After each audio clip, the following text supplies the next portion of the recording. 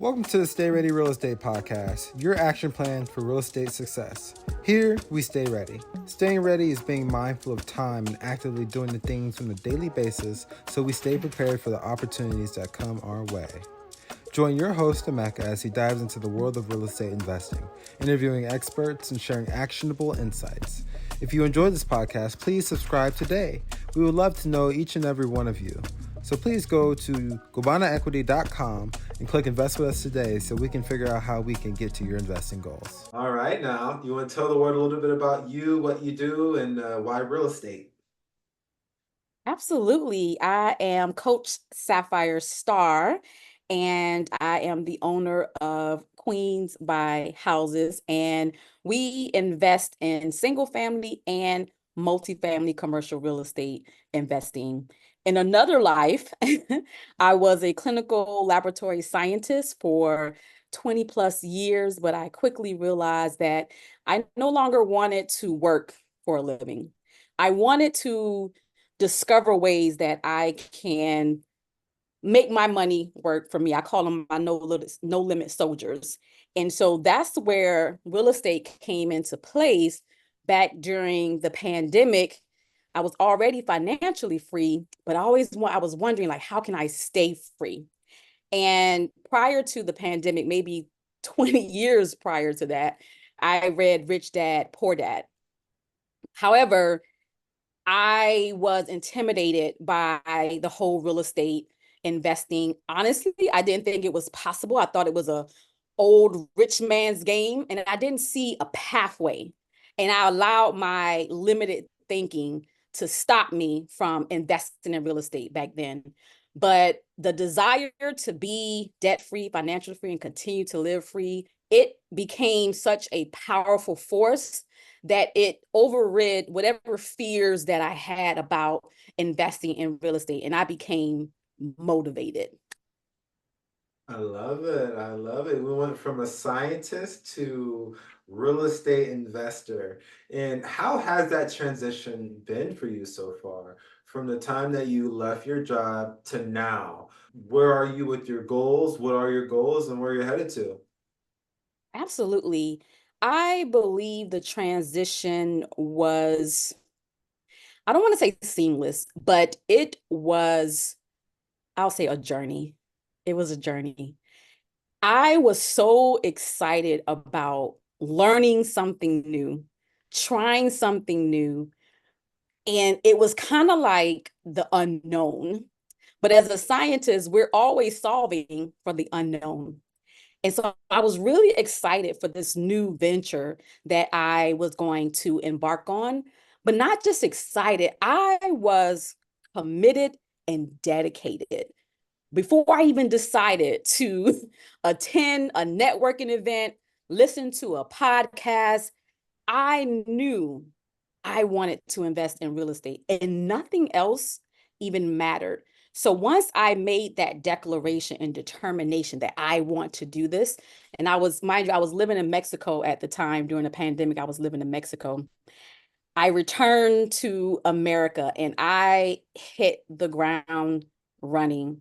I started listening to Bigger Pockets podcasts.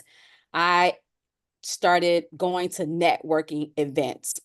I decided to commit at least 40 hours a week to my education or something towards real estate. And so I would listen to podcasts, I would go to events, I would do everything I possibly could to learn. And it was at these networking events, the local RIA, where I met partners, I've met my coach at a networking event. I met people that like I was able to find deals. And so that I would say from September of 2020, this was September of 2021.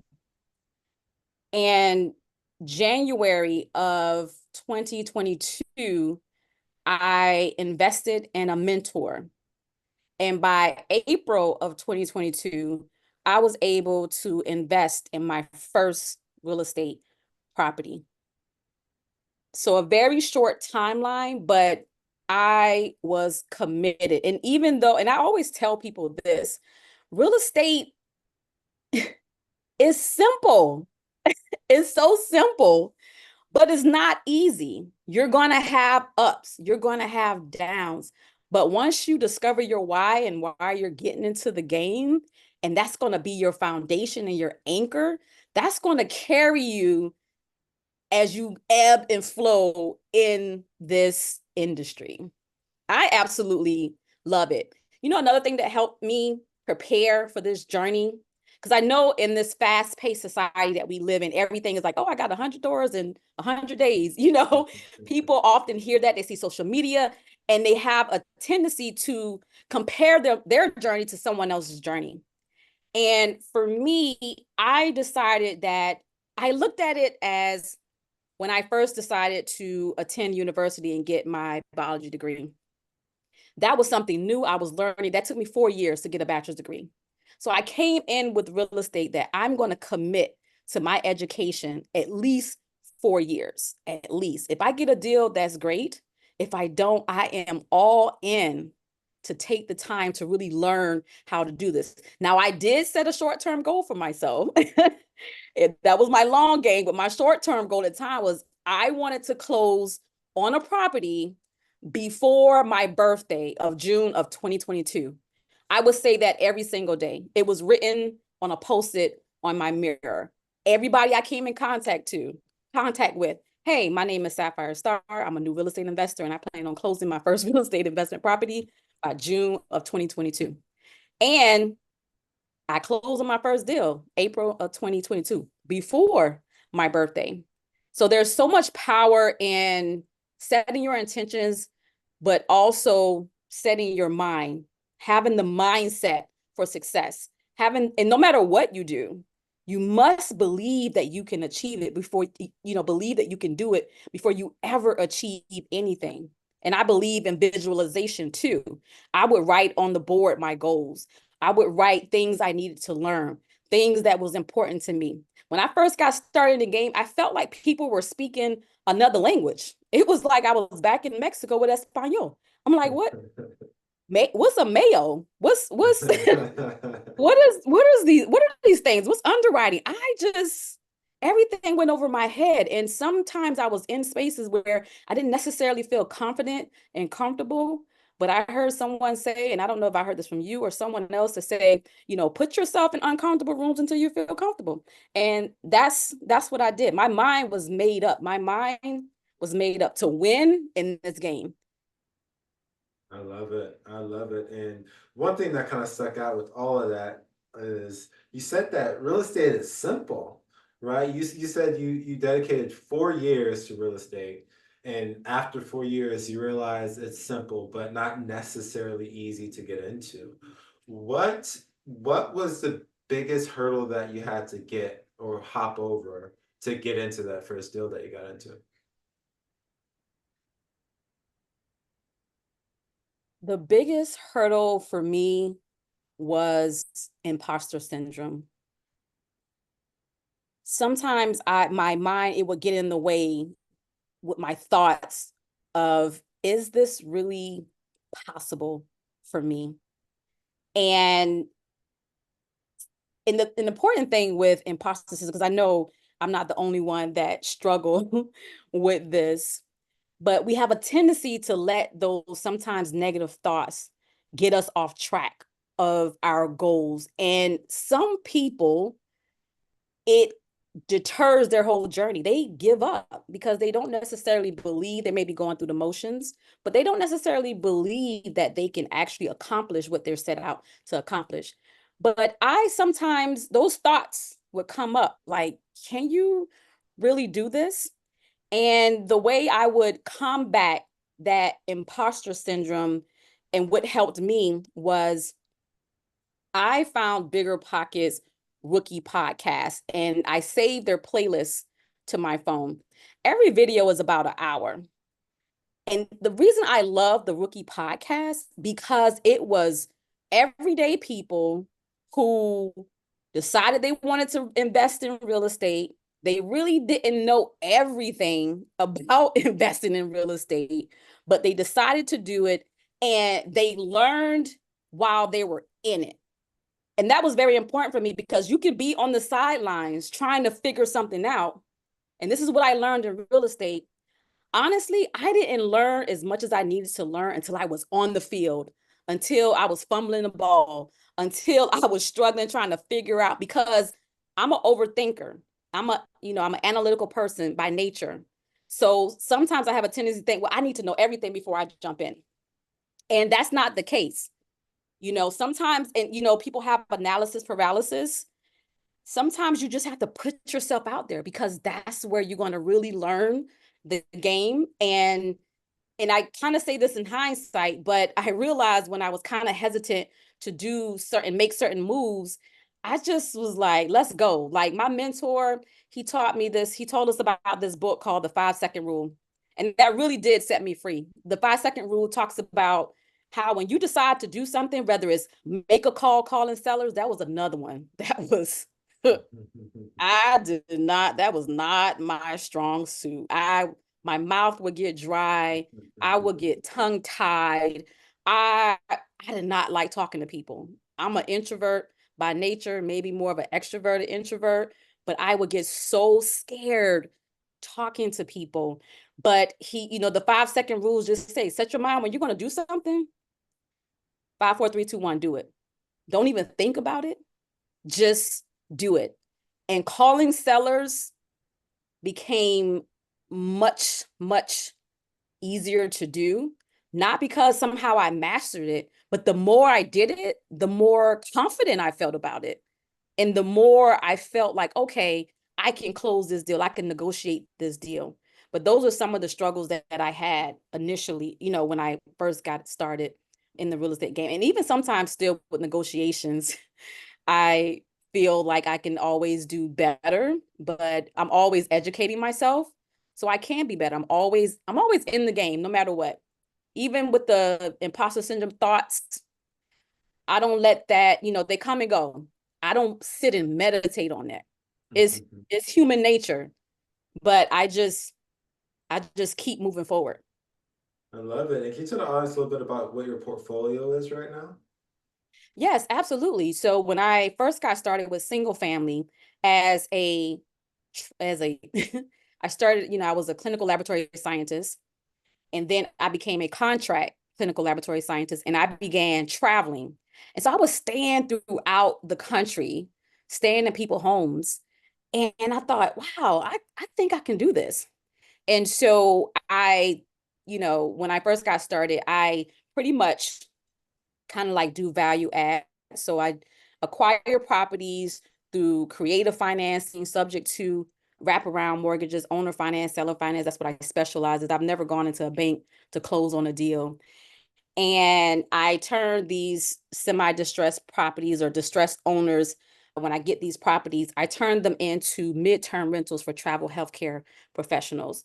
So I am investing in Savannah and Metro Atlanta area. So I have a few midterm rentals that I'm currently renting out to travel professionals and not just healthcare, but mostly healthcare workers. And now I'm like 2 years in the game and last year I had this thought. I was like, man, I'm doing all the work. I'm running the numbers. I'm doing the due diligence. I'm closing on deals. I'm doing the rehab. I'm renting them out, self-managing for one door. I'm like, I need to learn how to scale. And I want to get multiple doors. I felt like I was doing the same work. And so now I'm transitioning, scaling my business into getting into multifamily. I love that. I love that. And you threw out some really big terms, and the one I want to stick with is creative financing. So can you Yes. tell us a little bit about your creative financing, how you're structuring the deals, especially if you're not working with a bank? The world's familiar with the bank, a 30-year fixed mortgage or, 3% down payment. So how creative are you getting with your financing? Yes, the beautiful thing, and this is something I learned from my mentor as well, is having and being able to use all the tools in your toolbox. And no matter what the deal that comes to you, I believe there's a way to make it happen. And if you have multiple ways to acquire the deal with your financing. So most people, like you say, they know the traditional way. And so with creative finances, I feel like it opens up the door to so many possibilities when traditional finance may not work. And so with creative financing, like I said, we use owner financing, we do subject to. Now, the thing with subject to is, and maybe not all creative financing, but definitely with subject to, there has to be motivation. There has to be motivation in order for a subject to work. So again, a distressed property or a distressed owner, and you can acquire deals that way. But also, again, owner financing, being able to owner finance a deal if the owner owns it free and clear. We also have the option of wraparound mortgages where they may not be in distress, but there's a life change that has happened and they don't want to have two mortgages. So I'll give an example for a deal that we did last year. This was a property in Metro Atlanta, and the property was in foreclosure. When I initially reached out to the seller, she had lost her job and she was really trying to catch up. And was in a forbearance. So at this time, when I talked to her, she had owed about 40,000 at the time. And initially, when I spoke with her, she told me that she wanted to save her home. So I do ethical real estate and I lead with compassion. So if someone tells me they want to save their home, I'm going to do everything in my power to help them save their home. But I also tell them, well, don't let them take your home. If we exhaust all our resources and you're unable to save your home, then we can buy it for you cash, fast, as is, right? You know the lingo. And so this particular property, I was able to help her stop the foreclosure. And so this was like November of 2023, right? No, 2022, November 2022. Fast forward, March of 2023, I see she's back on the foreclosure list. So I reached out to her. I'm like, hey, what's going on? What do you need? How can I help? And she was like, Sapphire, I can't do it. Now, with that particular deal, and I always say the numbers dictate the deal. I'm more of a buy and hold type of gal for cash flow. That's my sweet spot. But I know how to wholesale. I know how to fix and flip. I know how to do all the things. Remember, all the tools in your toolbox.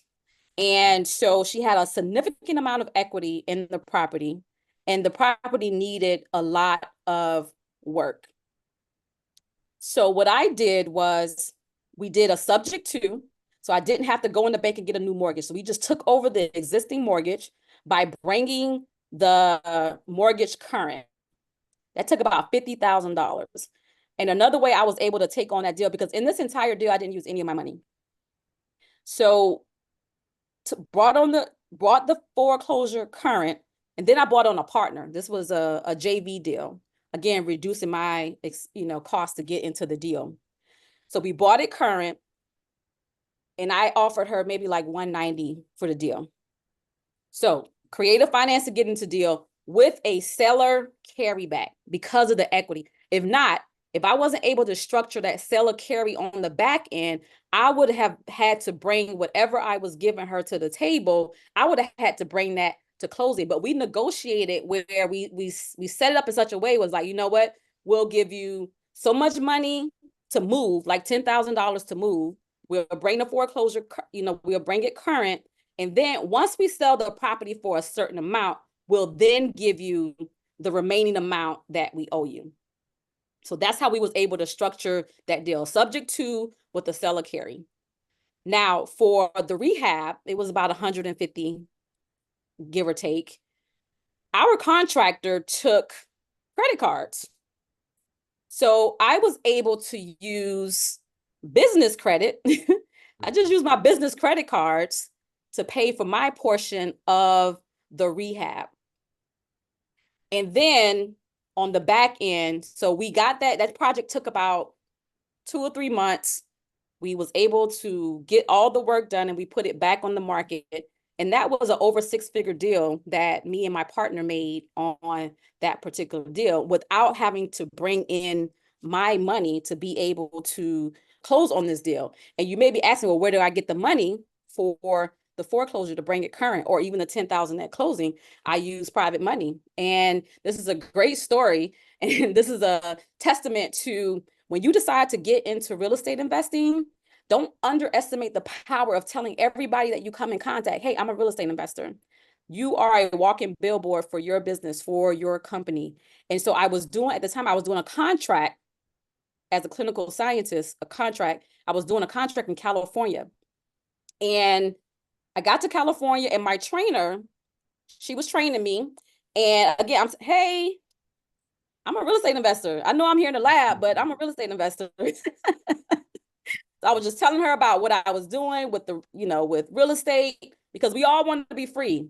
Most people on the job, they want to be free. They just need to figure out a pathway to not be working for a living. And so she invited me and one of her other friends to go to Napa Valley to go wine tasting. And yeah, exactly. And so we were in Oakland. And so we drove from San Francisco to Napa Valley. That was like a 2-hour trip, whole time, real estate. I had already was talking with this lady about the deal. So I'm like, I know I'm gonna have to figure out where to get this money. I see. So I guess it's some kind of way I was creating investor relations. And so by the time we got to Napa Valley, they both decided to give me $20,000 to put towards that deal. Oh, and wow. I didn't know them from Adam. I just met the trainer at my job, and this was only a 13-week contract, so it wasn't like I was there a long time. And her friend gave me money. So I use private money for the acquisition. I use business credit, and private money for the acquisition, creative financing for the mortgage and the equity, and I use business credit for the rehab. And I made 6 figures. Me and my partner made 6 figures a piece on that deal. Can't beat that. And one of the amazing things I love about this story is you had a full-time job. You had a full-time W-2. You were working for somebody else. 13-week contract is still working. And there's people listening like, I don't have the time for this. I don't have the time for that. I have a full-time job. But as you said, everybody wants to be free. If people didn't have to work and could still live the lifestyle they want, they absolutely would. So what is your advice to those people with full-time jobs to get into it, even though they don't have the same pathway that you did? Absolutely. Time management is crucial, not just real estate, anything in life. And the reality is sometimes we need to do a time inventory. We need to really assess what we're doing with our time. You got 144 hours a week, I think it is. So 40 of that is, okay, you're at work. What are you doing with those other hours?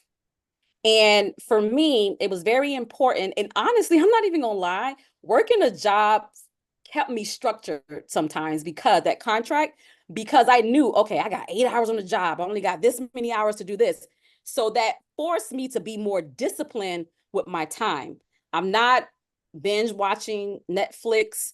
I'm not doing any of those things that is not aligned with my vision and what I want to do. So time management is crucial and essential in this business, and you can very well do it. Before I was, working, it was a point in time when I was becoming financially free, I was working 2 jobs, and so we make time for what's important to us. And if you discover your why, when you get started in real estate investing, like I said, that's your anchor, that's your foundation. Once you discover your why, I promise you, you will find a time to make it happen because it is a priority. All those other things that are not important, they go to the wayside. And I have a family as well. I have my daughter, I have my granddaughter. So I commit time to them. I commit time to myself. But I had to create schedules. Every Sunday, I was telling my time, okay, what we gonna do? It was being delegated. I'm gonna work this shift, and then I'm gonna commit 4 hours a day to real estate. It was like my second job. And so that is how I was able to find time. And if it's important to you, you will make time for it once you discover your why. If it's not important to you, you won't find the time to do it, or you will find excuses on why you can't do it. But it's it's possible. It's possible. It can be done. I love And it. if you And don't have this time, learn the power to delegate. You don't always have to, obviously, when you're working in a business and you're getting started, you're working in your business, but you want to get to a point where things are automated, you know? And that was always the end game for me because I've traveled to 25 different countries. I knew I needed to be able to find time to travel. So even before I got started, I knew the end game was for me to be working on the business, not in the business. I love it. I love it. I love it. I love it because, everyone has the same amount of time and time doesn't hold back for anybody. And, some people, will probably listen to this and say, oh my gosh, workaholic this, or, I want to have time for fun. But an hour a day, 7 hours a week, do that for a year and watch the difference. And now you're in Absolutely. deals. Now you're doing six-figure deals, and now you're bringing in money from almost complete strangers to complete these deals. And it's just a testament to show that truly anybody can do it. It's just how bad do you want it?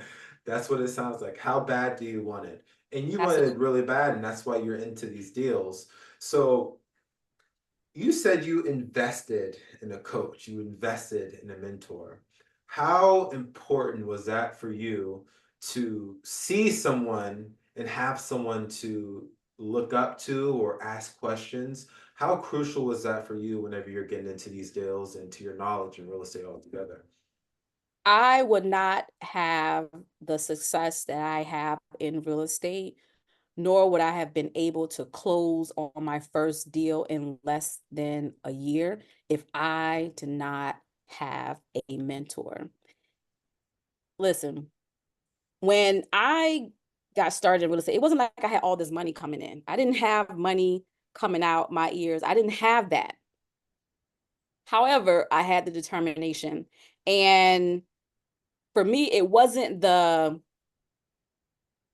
I said, I had my why for my what, but it was so when I was deciding to invest in the coach and he gave me his price, I was like, okay, I don't have that. But I didn't focus on me not having the money to invest.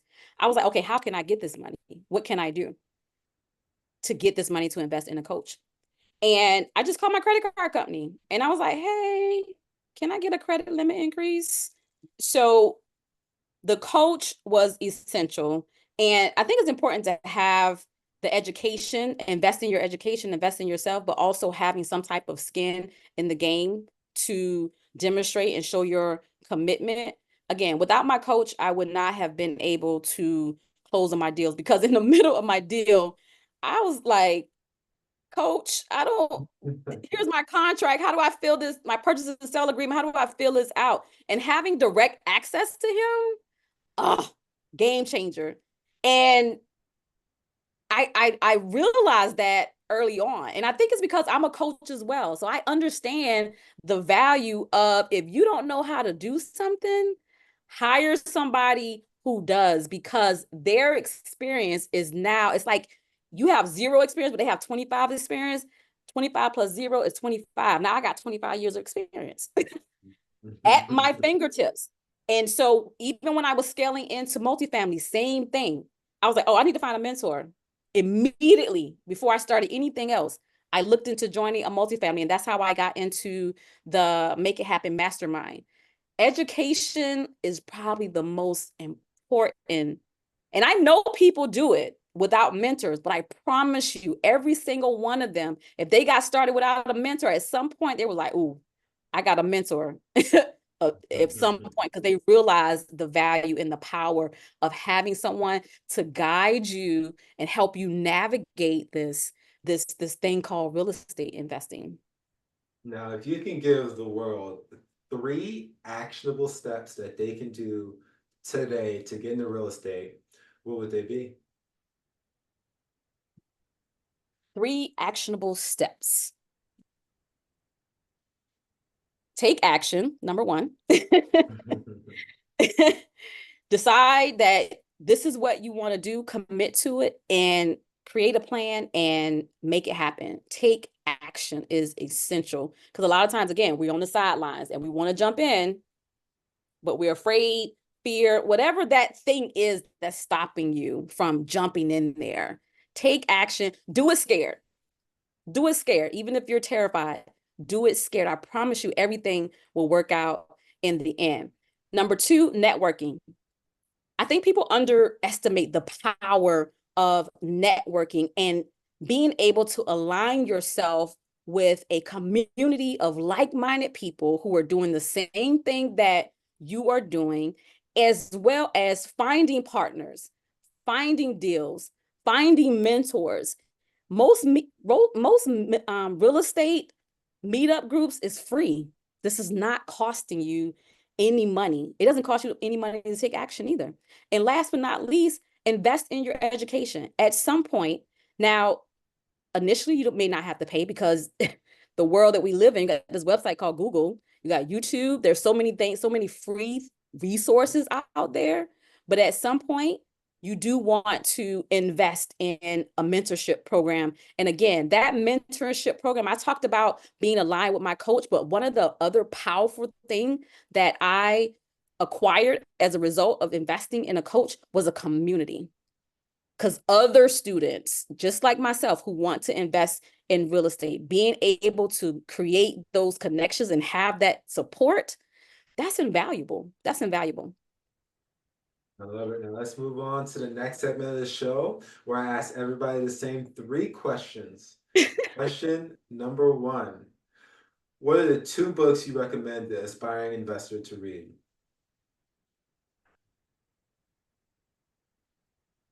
I'm sure everybody say Rich Dad Poor Dad, but that was the book that I read that got me motivated and planted the seed for real estate investing. Rich Dad Poor Dad. And this is not necessarily a real estate book, but I think it's a great resource to have when investing in real estate, is Never Split the Difference with Chris Voss. Like negotiating skills, that's something you definitely want to be able to tap into and to hone in, because that can make the difference of you closing and not closing on a deal. So that book is essential to have to, once you get started, like to get started in real estate, because it helps you understand, because this is a relationship-based business. And so once you understand how people think and how people move, not just for sellers, but also just creating those partnerships, it's important to be empathetic and also to lead with compassion and be understanding, to be able to connect. It's very important to connect. Question two. What has been the most impactful speech or lesson that's helped you in your career? Ooh, Les Brown. Les Brown, you said speech, right? Speech or lesson could be anything. Yeah, Les Brown. I don't know the title of the speech, but the thing he talks about in this speech is he always, and this is a reoccurring thing that he says, it's possible.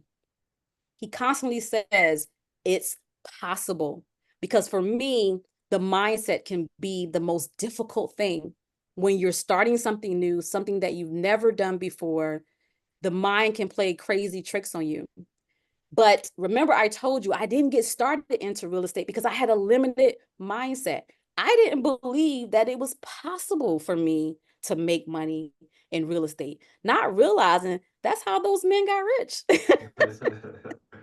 And so Les Brown is possible, shifted my mindset, and I listened to it. I still listen to it to the day to renew my mind daily about the possibilities of what I can do and not to limit myself. If you could have dinner with anyone dead or alive, who would it be and why?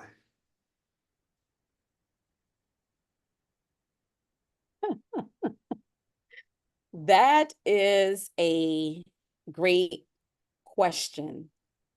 I have so many running through my mind. It would be my grandmother. I never met my grandmother. She passed away before I was born. How and why I would want to sit down with her is the reason I do what I do and my why is my daughter and my grandbaby.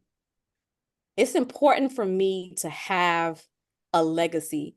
It's important for me to create generational wealth so they can have options. And not just them, my children's children's children. And I believe that sitting with my grandmother, that she would just impart that wisdom that would just further plant that seed, and probably sooner than later, of the importance of family, the importance of having a legacy and continuing your bloodline for your children's children's children.